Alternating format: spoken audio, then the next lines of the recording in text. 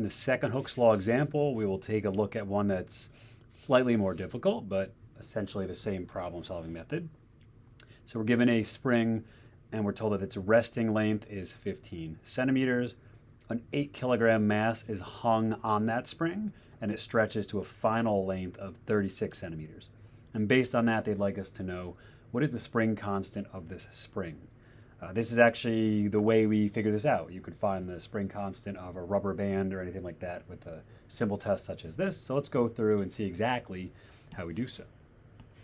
So the first thing we want to recognize is we don't want to use 15 and we don't want to use 36 by themselves. We want to use those two to find the displacement of the spring from its resting length, from its original location. So in order to find that, I have to subtract my final from my initial. I get 21 centimeters, but I have to convert to meters because delta x in Hooke's law must always be in meters. So I now determine that the distance that has stretched is 0.21 meters.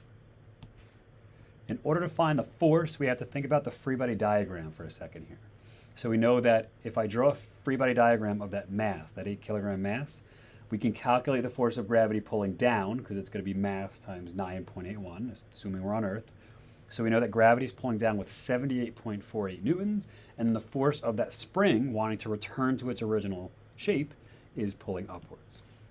So if you think about it, those two forces must be equal, because if I just hang this mass, and it's not bobbing up and down, if I just hang the mass so it's stationary, well, there is no acceleration. So that means the force in the spring has to be equal to the force of gravity. I immediately know that the spring force is 78.48 newtons. I've already determined that the displacement of that spring under that load is 0.21 meters. Now I can quite simply just go ahead and apply Hooke's law.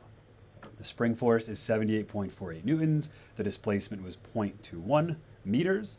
If I just divide both sides by 0.21, in this case, I will find out that this spring has a spring constant of 373.7 newtons per meter.